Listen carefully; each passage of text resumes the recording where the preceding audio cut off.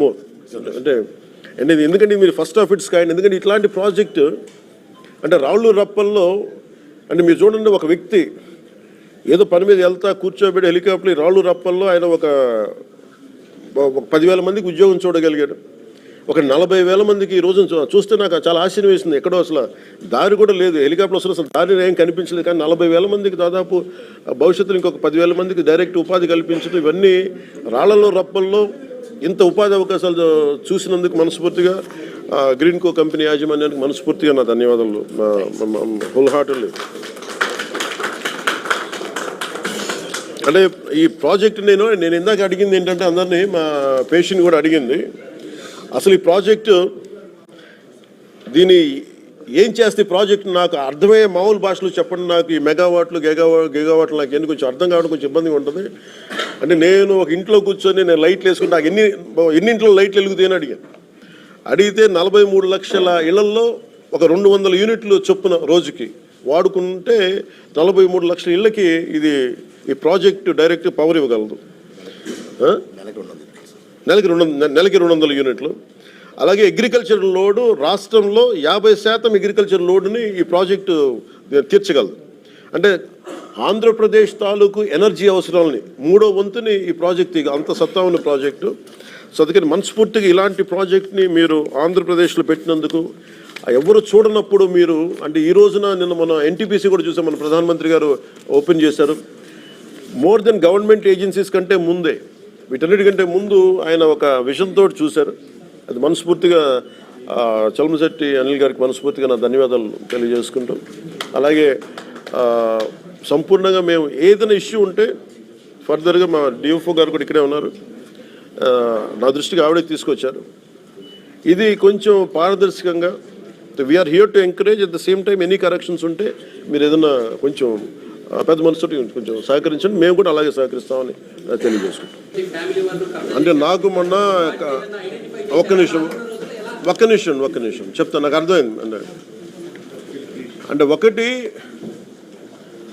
మన కడపలో ఉన్నప్పుడు పాత్రికేయ సోదరులు నాకు చెప్పారు, ఆ రోజు మీరు కూడా చూసి ఉండొచ్చు దాన్ని. ఇది నేను మొన్న కారులో వెళ్తా, మొన్న ఎంపీడీఓ గారిని దాడి సంఘటనలో నేను కారులో వెళ్తే చాలాసార్లు అనిపిస్తే, ముఖ్యంగా కడప, కర్నూలు, కొన్ని జిల్లాల్లో ప్రత్యేకించి చిత్తూరులో గవర్నమెంట్ భూములు కావచ్చు, లేదంటే ఫారెస్ట్ ల్యాండ్ కావచ్చు, చాలా అన్యాక్రాంతం అవుతాయి.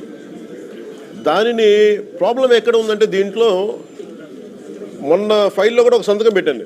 అది ఏంటి అంటే, ఒక ఫారెస్ట్ డిఎఫ్ఓ అనుకుంటా, ఆయన అటవీ భూమి కాదు ఇది, ఇంకా మనకు సంబంధం లేని భూమి అని చెప్తే అది వాళ్ళకి అమ్మేశారు.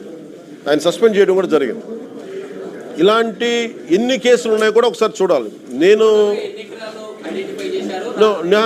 అంటే నా మనసులో ఏముంది అంటే, అండ్ యాక్చువల్లీ నేను జిల్లాల పర్యటనలో అనడానికి కారణం కూడా అదే. అంటే నా మనసులో ఏముందంటే, ఒక స్పెషల్ డ్రైవ్ అయితే పెట్టాలి అన్ని జిల్లాల్లో, కడప జిల్లాలో కానీ అన్నమయ్య జిల్లాలో కానీ ఒక స్పెషల్ డ్రైవ్ అయితే పెట్టాలి. నేను పండగ అయిన తర్వాత పీసీసీఎఫ్ గారికి ఆల్రెడీ నేను కడప పర్యటన తర్వాత ఆల్రెడీ వారికి తెలియజేశాను, అసలు ఎంత ఫారెస్ట్ ల్యాండ్ ఎన్క్రోచ్మెంట్ అయిందా లేదా. ఇప్పుడు ఇలాంటి డిస్ప్యూట్ ల్యాండ్ ఉంది, ఇది రెవెన్యూ శాఖదా, అటవీ శాఖదా, వీటన్నిటి మీద చాలా కూలంకషంగా ఒక మీటింగ్ చేస్తాం, రివ్యూ మీటింగ్ చేసి తర్వాత క్షేత్రస్థాయి పర్యటనలు చేసి, నాకు ఆ సదరు వైసీపీ నాయకులు ఎవరైతే ఉన్నారో దాదాపు ఒక 100 ఎకరాలు ఎంతో వాళ్ళు కలిపేసుకున్నారు, ఫారెస్ట్ ల్యాండ్ ఉన్నది. అలాంటి ఏ ఉన్నా కానీ ఖచ్చితంగా వాటిని సరి చేస్తాం.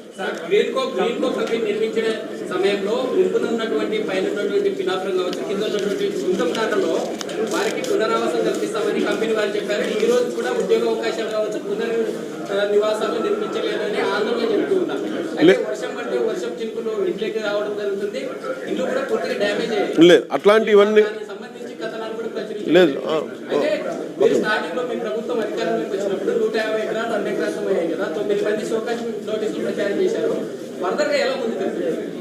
ఇది అంటే అలాగా, ఇది ఒక్క నిమిషం, మీరు ఇప్పుడు దాకా ఎలా చేశారు చెప్పండి. వాళ్ళు ఆయన చెప్పింది ఒక్క నిమిషం, మీరు ఇప్పుడు గుంటూరు దాంట్లో ఆల్రెడీ మనం హౌసెస్ కన్స్ట్రక్ట్ చేస్తామని చెప్పాము. ఆల్రెడీ హౌసెస్ కన్స్ట్రక్షన్ స్టార్ట్ చేసాము. ల్యాండ్ కొంచెం ఇష్యూ ఉంది, అది ఆ ఇష్యూ క్లియర్ చేసాము. We are going to start. అది అవుతుంది. ఇప్పుడు మీరు చెప్తున్నట్టు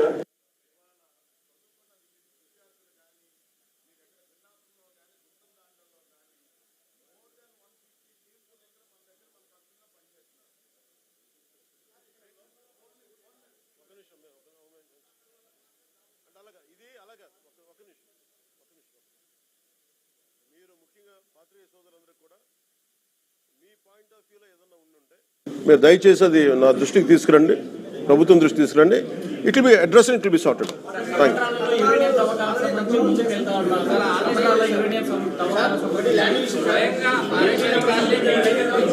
యూ. అయితే లెట్ మీ అది అడ్రస్.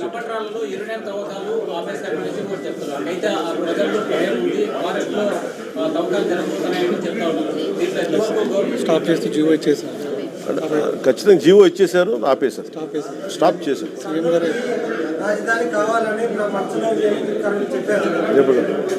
కర్నూలు రాజధాని కావాలని నా మనసులో ఎప్పుడు చెప్పాను? చెప్పిన విధానం ఎప్పుడంటే అలాగా వినేష్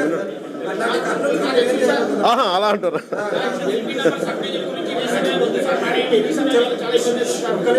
ఒక నిమిషం ఉండండి.